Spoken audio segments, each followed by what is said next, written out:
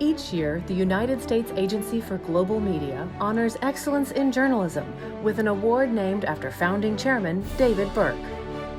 Formerly the president of CBS News, as well as the vice president and executive vice president of ABC News, David Burke embodied journalistic integrity. The Burke Awards recognize that kind of integrity, professionalism, and courage in journalists from each of the USAGM networks. And now, in a special online presentation, the David Burke Distinguished Journalism Awards.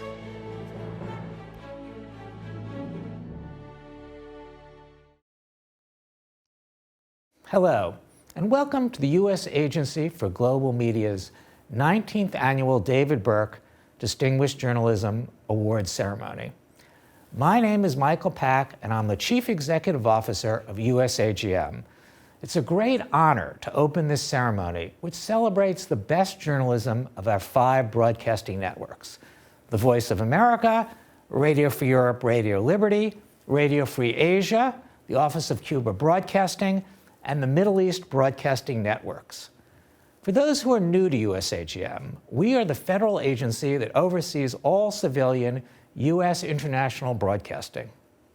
Our mission is to advance U.S. foreign policy, specifically by informing, engaging, and connecting people around the world in support of freedom and democracy. Every week, USAGM content and programming reaches more than 354 million people in 62 languages around the world. But most importantly, USAGM content has an impact, effectively strengthening America's national interest abroad. Many of our journalists risk their own lives, as well as those of their friends and families, to work in some of the world's most dangerous regions and media repressive environments. This great risk was unfortunately evidenced just last month when RFA Afghan journalist Mohammed Ilyas Dai was targeted and killed by a bomb attached to his vehicle. His brother and 2 others, including a child, were injured in the blast. Mohammed was just 33 years old. All of us here at USAGM are in awe of Mohammed's courage. We mourn his sacrifice. We grieve with his widow and young daughter. People all over the world, our audience, are in debt to heroic journalists like Mohammed Ilyas Dai. His loss is devastating. So despite myriad threats, our networks continue to produce top-notch journalism, and that's why we are here today. The Burke Awards recognize courage, excellence, and professionalism in journalism, and they are given every year to individuals who've gone above and beyond in providing accurate news and information. Today, you'll hear of some of USAGM's remarkable endeavors: uncompromising reporting on the protests in Hong Kong, unrelenting efforts to uncover corruption in Iraq, unwavering devotion to distributing objective news to Tajik audience, and unfaltering dedication to reaching the Cuban people. Now, before we begin presenting the awards, I'd like to turn it over to Greta Van Susteren. As many of you know, Greta previously hosted news talk programs for America's 3 top cable news channels: CNN, MSNBC, and FNC. And before becoming one of America's most trusted interviewers, she was a successful attorney and prominent legal expert. Now, at Voice of America, as host of Plugged In with Greta Van Susteren, she is putting her more than 20 years of journalism experience and sizable social media footprint into explaining U.S. policy to the rest of the world. Thank you, Greta, and thank you all for joining our ceremony today. Thank you, CEO Pack, and welcome to the 19th David Burke Distinguished Journalism Awards ceremony. It's a pleasure and an honor to be part of the ceremony to celebrate some of the best and brightest journalists in the USAGM family. The men and women being honored today exemplify what it means to be a journalist. They selflessly report the truth every day to people who need it in countries that actively try to stifle any information that doesn't agree with their narrative. I joined that family when I began at Voice of America in 2018. I had heard about all of you. I heard about your journalism. I went online. I saw what you did. I've traveled the world. I saw with my own eyes some of VOA's reporting around the world. I wanted to be part of this family, part of the great journalism here at VOA. So without further ado, let's get started with the awards. One of the most distinguished stories of 2019 was the pro-democracy protests in Hong Kong. Here to present an award to some of the brave men and women covering these protests is Voice of America Acting Director Elrazzaz. I'm honored to present the 19th Burke Award to Voice of America's News Center and China branch for their exceptional coverage of the Hong Kong protests. In keeping with the VOA mission to serve as a consistently reliable and trustworthy source of news, our team delivered accurate, objective, and comprehensive reporting, shedding light on a repressive government's dark designs meant to put down protests of China's Hong Kong extradition bill. Despite the dangerous situation, our reporters continued their relentless pursuit of the truth and the facts. Nearly every VOA reporter on the ground in Hong Kong felt the bitter sting of tear gas. When a Mandarin service reporter was hit by rubber bullets, he continued recording. 2 others were confronted by armed police, yet they still conducted live on-camera interviews and provided reports, while tear gas canisters and Molotov cocktails landed near them. A news center correspondent who was with the students inside the Hong Kong Polytechnic University while preparing for a police assault quoted one of the demonstrators as saying, "All the protesters are scared. Maybe we will die." Our journalists put themselves at serious risk in order to inform our audiences around the world about the facts on the ground. They were hit by tear gas, water cannons, and rubber bullets. We are reminded on this day that the Burke Awards recognize the courage, integrity, and professionalism of journalists. This team put everything on the line to embody what it truly means to be a journalist in pursuit of truth despite the risks. Please join me in congratulating our VOA China branch and News Center teams who fearlessly braved danger on Hong Kong streets to bring this important and very compelling story to VOA's global audiences. Thank you.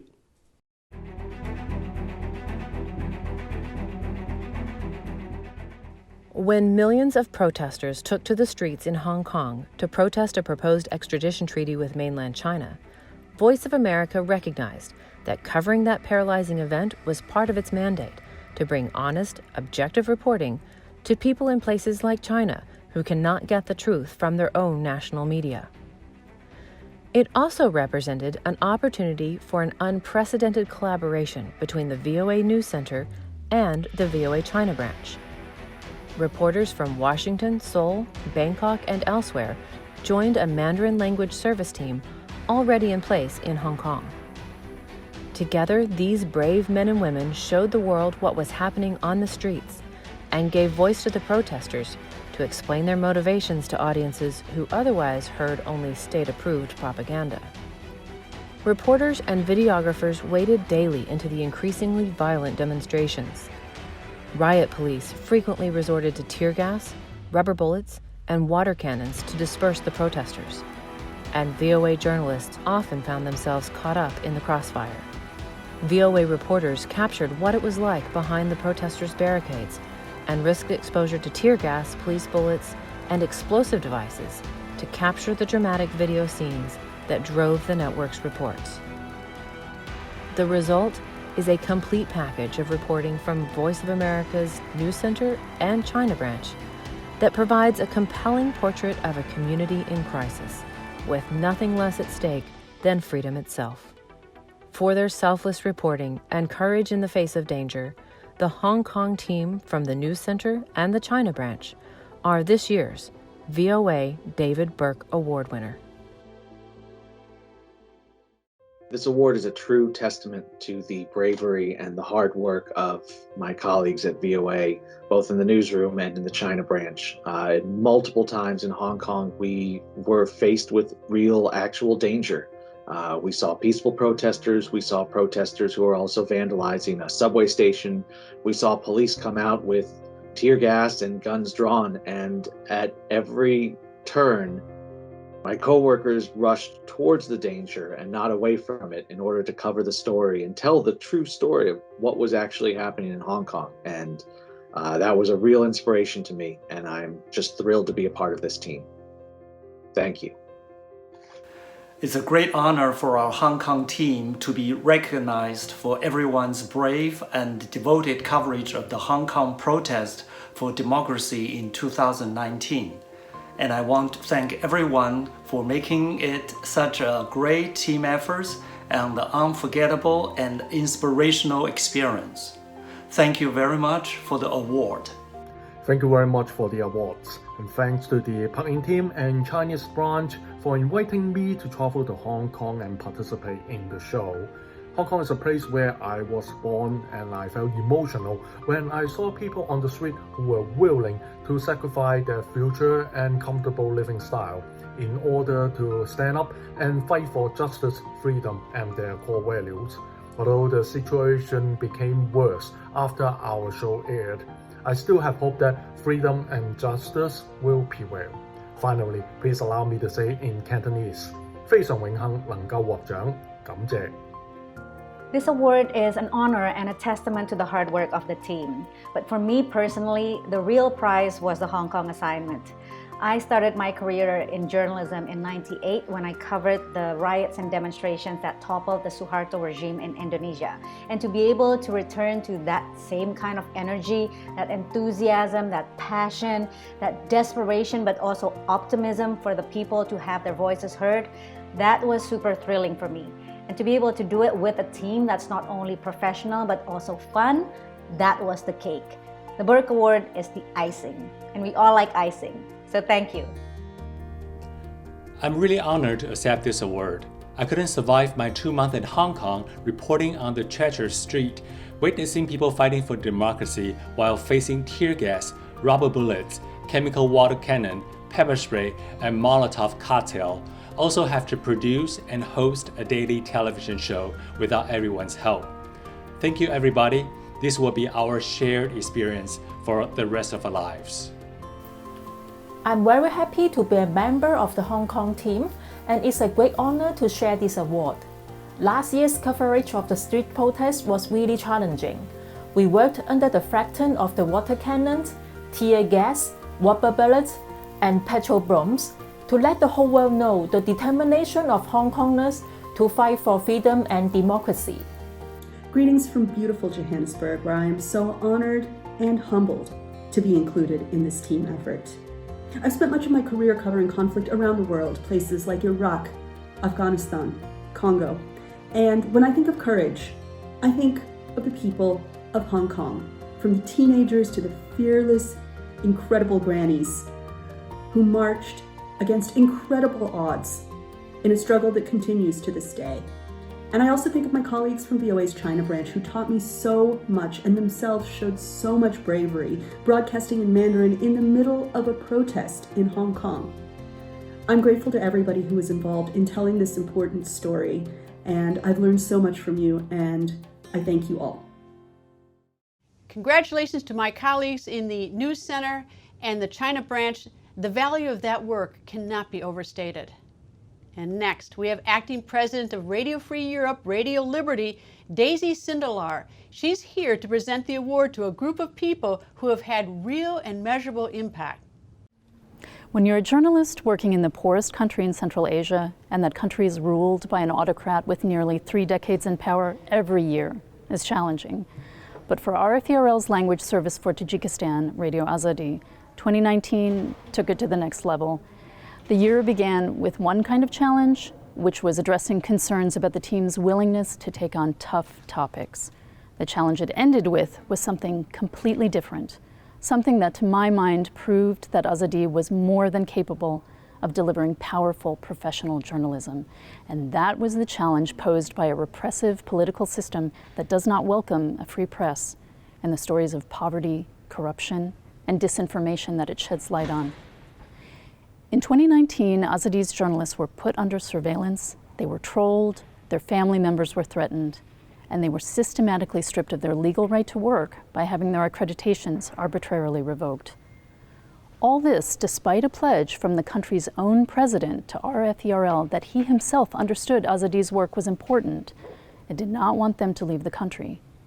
It was a very unnerving season for our Ozodi team, but it was also a time when they produced some of their best and most unflinching work. I was fortunate enough to travel to Tajikistan as the challenging year of 2019 was drawing to a close, and to be honest, I wasn't sure what I expected to find. Perhaps a bureau that was beginning to show signs of exhaustion or fear after months of intense pressure. But what I found was just the opposite, a bustling bureau full of activity and frontline journalists who were fully committed to the mission of bringing their audiences truthful, meaningful reporting about their own lives, the stories that aren't being reported by anyone else. The skill and determination I saw in our Dushanbe bureau has been a source of comfort for me in 2020, a year that has brought its own incredible challenges for Tajikistan, including 2 major elections and failure by the government to address the coronavirus pandemic. I'm extremely proud of my Ozodi colleagues, and after watching this video, I think you will be too. Thank you.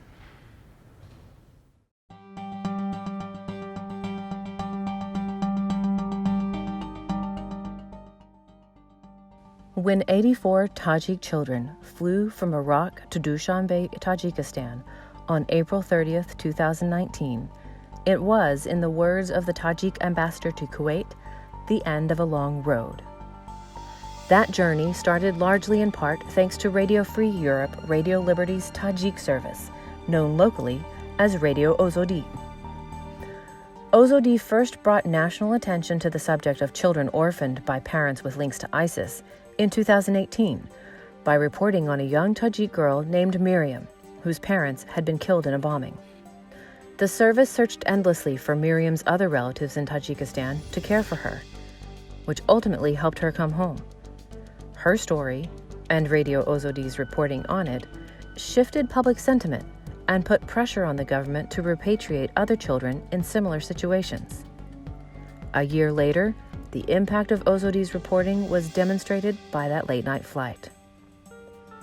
This is just one example of the incredible impact Ozodi has made in the lives of everyday citizens of Tajikistan, one of the most repressive countries in the world. Ozodi's journalistic excellence and impact is evidenced by rapidly increasing audiences. The service now averages 2.4 million website visits per month, provides Tajikistan's most popular YouTube and Facebook presences by far, and is approaching 1 million followers on Instagram. All of this would be impressive in a normal operating environment, but Ozodi has faced a series of serious obstacles.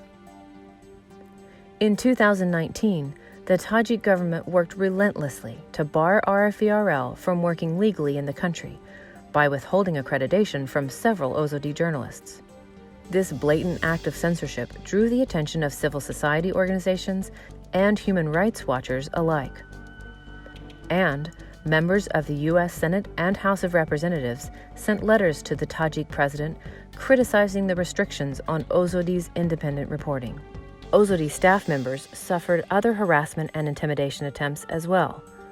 One smear campaign hosted on government websites and Facebook accused Ozodi journalists of incitement and disloyalty to the state, and labeled the service's Dushanbe bureau a nest for espionage.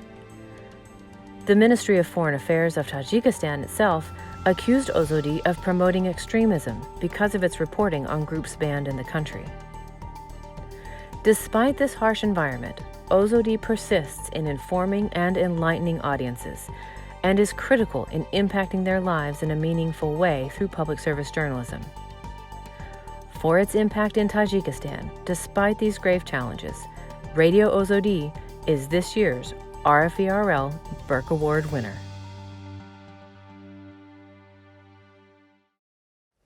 The RFA Tajik service, or Radio Ozodi in Tajikistan, has endured much in recent years, but 2019 will be seen in its history as a year of rebirth, reinvention, and success. Despite constant pressure from Tajik authorities, Ozodi provides its audience truthful, fact-based news and information and open debate about local politics and economics, societal issues, and human rights.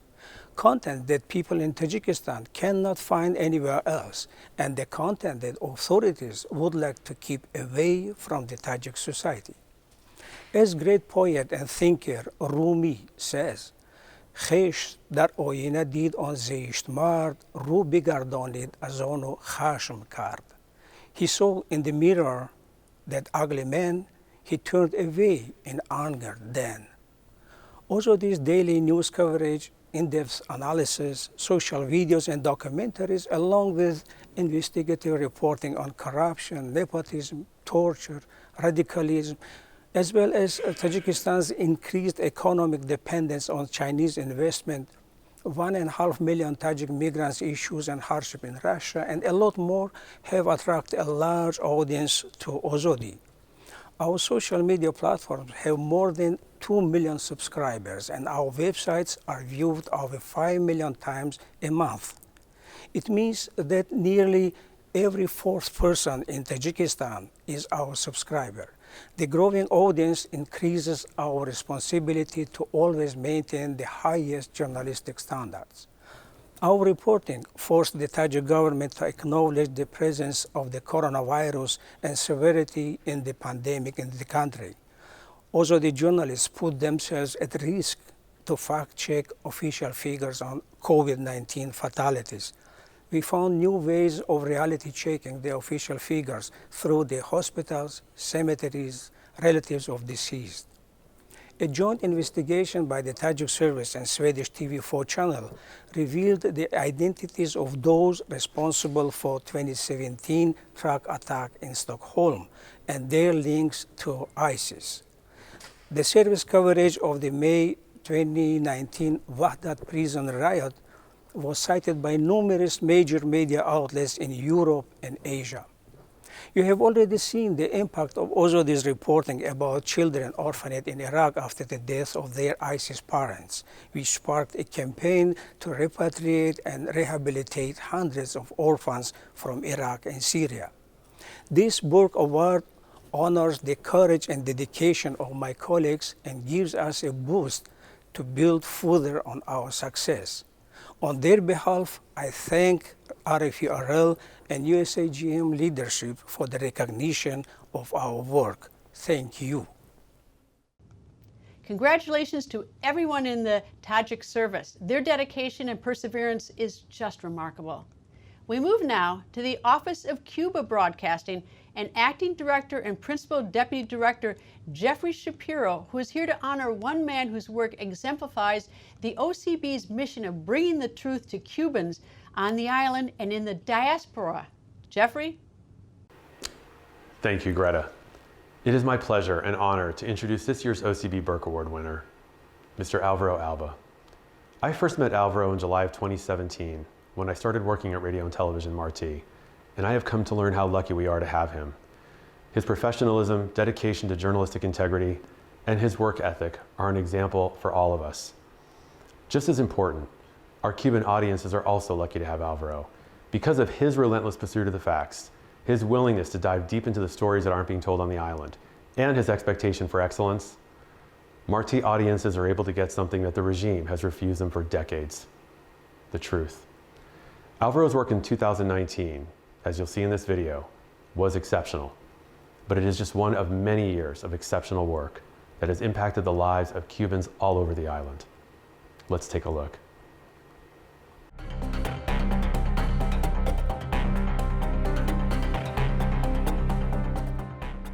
The Cuban government is notorious for its strict controls on the free flow of information. But it's not just news about current events it seeks to limit. The government also has tight control over the history that its citizens are taught.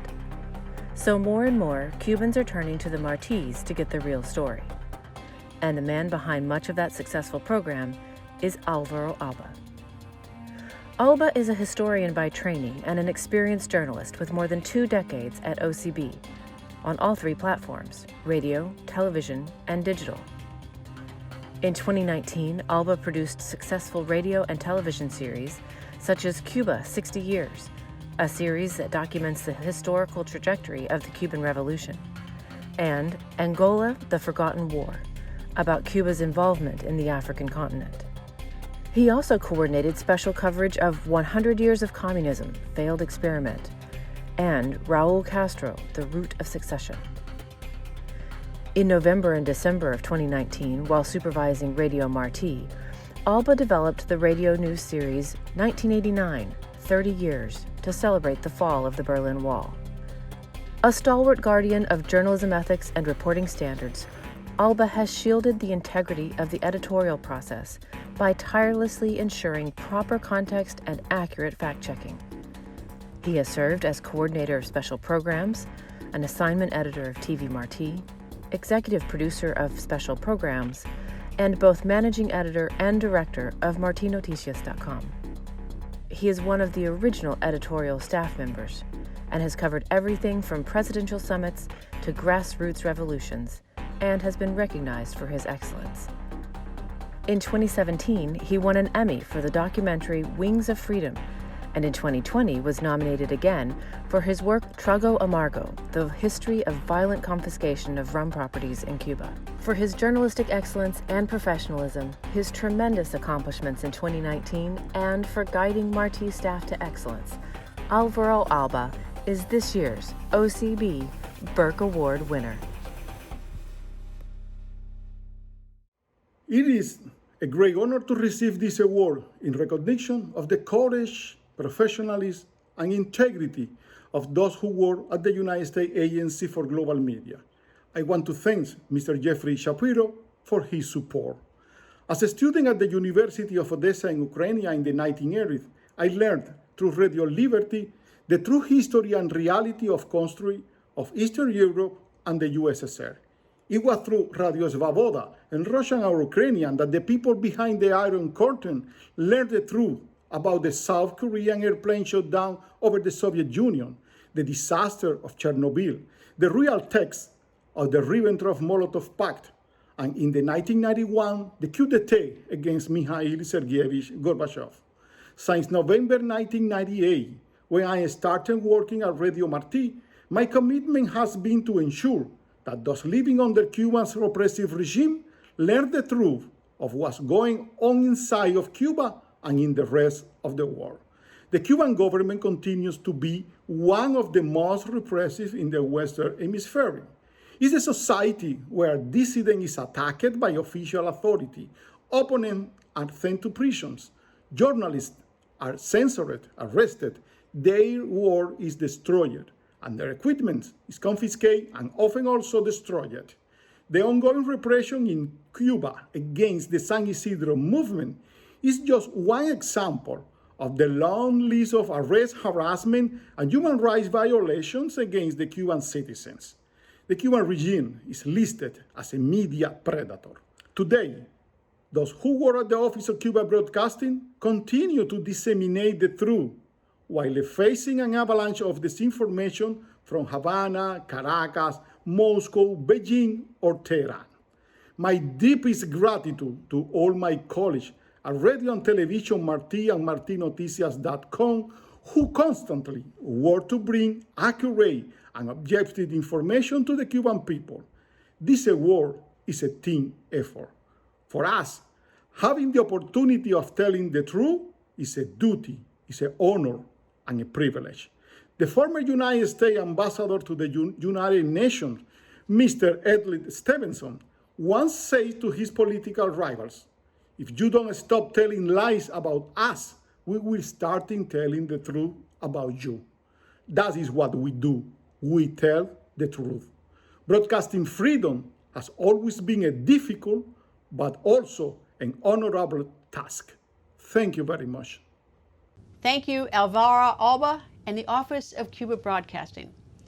And from Cuba to Hong Kong, we turn now to Radio Free Asia's Managing Director for East Asia, Min Mitchell, to introduce a team of journalists whose courage and dedication helped bring the truth to audiences and recognition to the network. We at Radio Free Asia are thrilled that our Hong Kong Bureau is receiving USAGM's Burke Award this year. Covering last summer's protests presented immense challenges for our Hong Kong team's small group of outstanding reporters. But these challenges did not prevent them from providing up-to-the-minute reports on fast-moving, sometimes tragic developments in the standoff between Hong Kongers and their government, and ultimately the Chinese Communist Party. They put their faces and real names out there, knowing the Hong Kong government's open hostility toward reporters. But they refused to be intimidated. And they never rested. They endured tear gas and physical threats on the front lines for months. Last November, 2 reporters joined the student lockdown for 24 hours at Hong Kong Polytechnic University, but refused to leave because they want to report from the scene until the last protesters left the campus safely.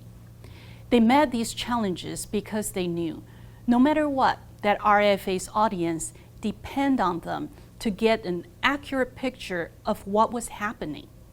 Their courage and commitment paid off. Audiences who are skeptical of Beijing's propaganda machine and state-controlled media turn to RFA for the truth. In FY 2020, RFA Cantonese YouTube channel garnered 9.8 million views. Listeners have spent over 15 million hours watching, listening to RFA's Cantonese news. RFA Mandarin saw a nearly 400% rise in audience engagement and an 800% increase in video views on Facebook.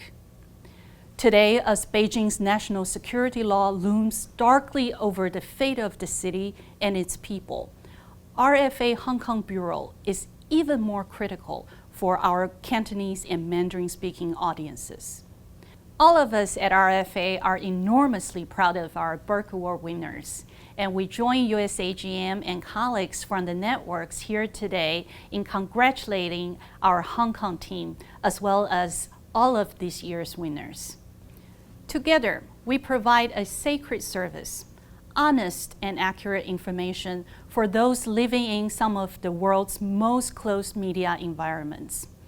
It remains a great honor for all of us to do what we do, and I am grateful to be associated with the work of the Hong Kong Bureau and everyone else here today.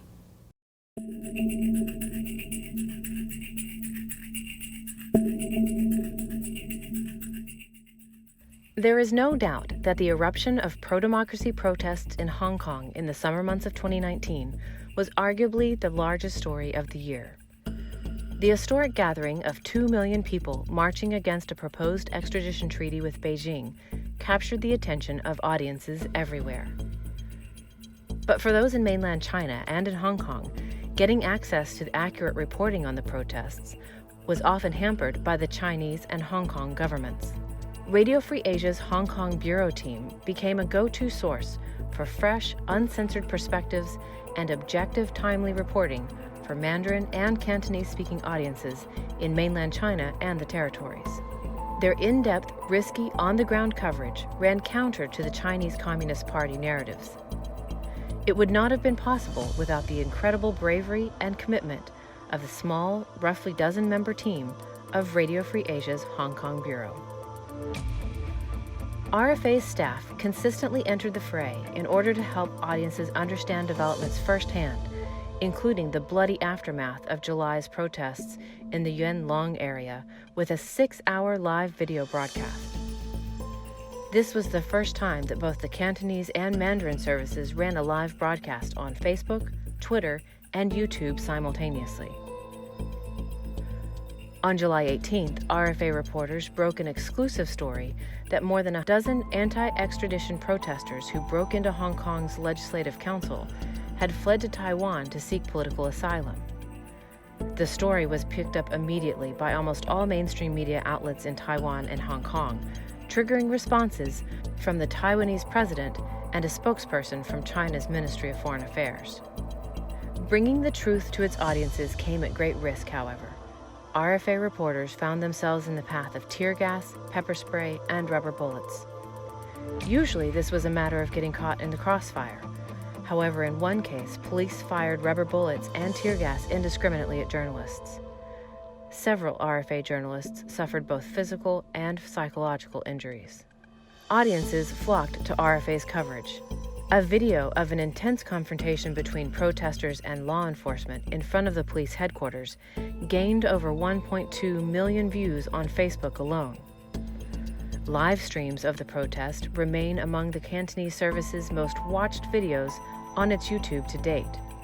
And between June and September, the service's Facebook following grew by 60% and its YouTube subscriber count by nearly 50%. For their incredible bravery, sacrifice, and for the valuable reporting they provided, the Hong Kong Bureau team is this year's RFA Burke Award winner. I'm Nick Hon Wu, the Bureau Chief of RFA Hong Kong.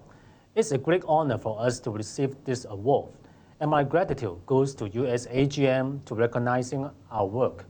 We know how important the Hong Kong protests were, not just for our audience, but for the people who embrace democracy and freedom around the world. And the credits go to our frontline correspondent, Amelia Lui, Jojo Maan, and Carmen Lau, and Gigi Lee. Last year, they faced great risk of violence from police brutality at the front lines every day so that they could report the truth to the world. Amelia, what do you feel after you got the news that we have the award? That's certainly a great encouragement to us, particularly when we are facing an even worse condition working as a journalist in Hong Kong compared to that of last year. So this award made me record what we have been through last year. So our team followed the Hong Kong democratic movement from the very beginning. At first, it was peaceful demonstrations. But as time goes by, saw questions and problems of protesters not answered by the government. The police force and the protesters gone into a violent, vicious cycle. So as a Hong Konger, frankly, it is really hard to guarantee our personal security and to report professionally. But luckily, we and our team did make it. But in this year, we are facing something totally different. Under the draconian national security law, we are facing even greater danger than last year. There are potential risks that will be accused or jailed for our report. So in last year, we're risking our life and safety on the street. But now we are risking our freedom and even our career to tell the world what's going on with Hong Kong. So every story of Hong Kong does not come easy. We take the risk and try our best to let the voice of Hong Kong to be heard by the world. So thanks for granting us this award, and we will continue to strive for excellence.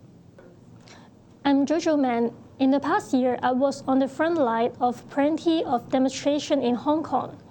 Once, a bullet was shot at close range and barely missed my left feet. At one point, tear gas and pepper spray has become a routine encounter of my daily reporting. Following the introduction of national security law in Hong Kong, news reporting has become even more challenging. Hong Kong is now fighting for freedom under a harsh environment. Although the political oppression is further intensified, we should hold the ground and report the truth. There is no room for retreat, especially us. Thank you. This is Carmen Lau, reporter at the RFA Cantonese Department. It's my utmost honor to be receiving such a prestigious award. Reporting in the fields of the anti-elect movement is almost as if we were working as war reporters.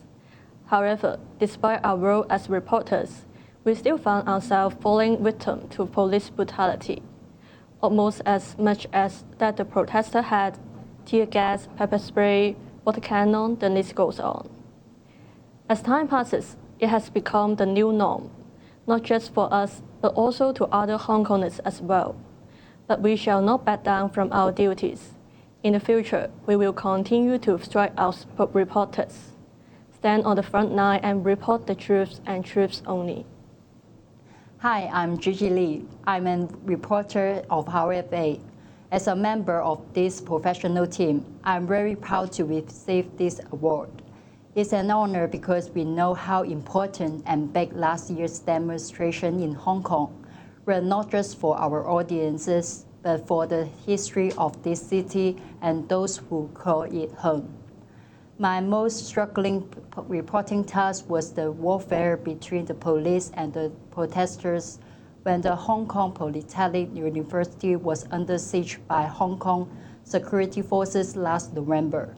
Since the whole campus was surrounded by the police, I have to work for a non-stop 40 hours.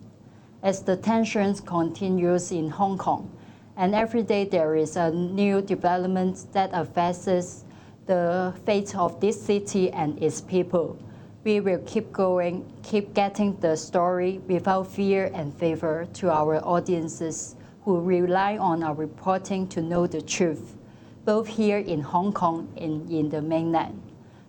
This award is an honor. Thank you for your support. Even though the protests have subsided for the time being, under a new national security law, tensions continue to grow in Hong Kong.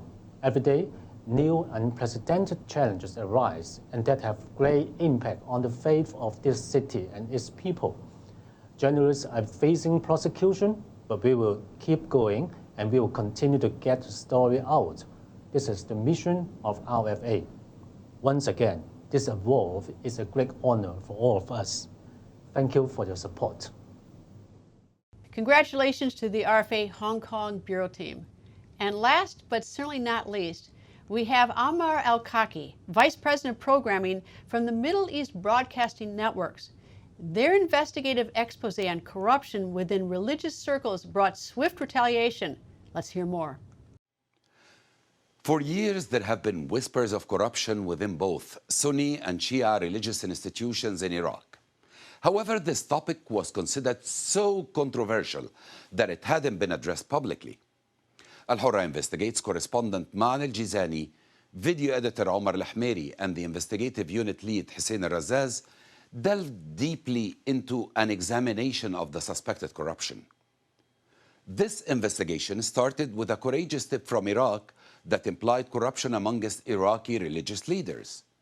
Documents entrusted to the Al-Hurra team started the 3-month investigation, wherein the team identified additional documentation and sources to factually and objectively examine the allegations and assumptions.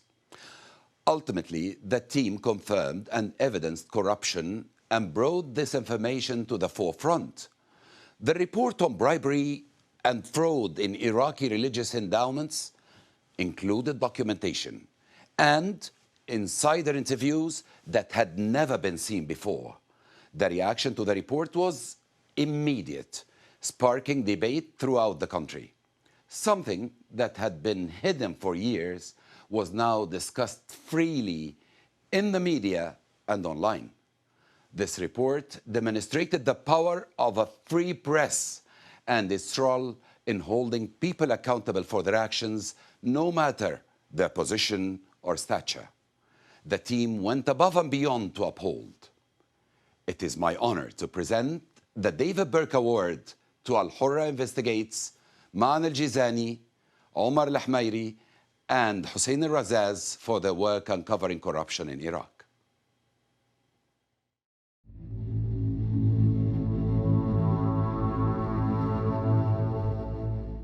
Corruption among Iraq's religious leaders has long been suspected. But in 2019, Maan Alijzzani, Omar Al-Humairi, and Hussein Elrazzaz of the Middle East Broadcasting Network's Al-Hurra Investigative Unit unveiled corruption among religious leaders, both Sunni and Shia, in a report that stunned audiences and prompted swift reaction from the government. With documents and testimony, MBN's investigative reporters carefully mapped out the financial and political fraud and demonstrated its scope. The report underlined the media's role in promoting transparency and accountability, something uncommon in the region's media. Response to the exposé was immediate and expansive. Audiences engaged with the report in record numbers and thanked Al-Hurra for shining a light on the long-suspected religious corruption. The report also prompted vigorous debate between firm supporters of the country's religious leaders and their detractors. The government's response to Al-Hurra's report was equally swift, but punitive. Iraqi authorities suspended Al-Hurra's operating license. While the consequences of reporting the truth have been significant, holding the powerful to account is invaluable. For delving into the intractable, important social issues, and for modeling the powerful role of media, Maan Alijzzani, Omar Humairi, and Hussein Elrazzaz of Al-Hurra's Investigative Unit are this year's MBN Burke Award winners. Thank you, Omar. Thank you so much. I would like to thank you for your friendly and professional leadership at the program and department in MBN. I am so happy and so proud because we exceeded the expectations again. This report was taken as a model of brave journalism in Iraq. Why? Because it was the first that uncovered claims of corruptions in such a sensitive areas like religious institutions and personnel. How? Because of the huge space of freedom, confidence, and trust that was given to us by MBN leadership. I would like to thank the former president of MBN, Mr. Alberto Fernandez, and the acting president, Ms. Kelly Sullivan, for all the support. I would like to thank my friend Alhussein Elrazzaz, the leader of the investigation unit, for his excellent and exceptional supervision and endless support. I would like to thank Omar Al-Humairi, the editor and director, the man who put everything together and spreaded life into the work and make it as a prize winner report. Thank you, Omar. Winning the USAGM, the Burke Award, is definitely given us the courage to continue making successful stories. Thank you so much. Well, there you have it. This year's David Burke Distinguished Journalism Awards. Congratulations to all of the winners.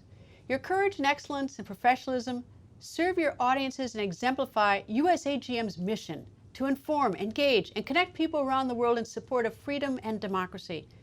To our guests joining virtually, thank you for watching.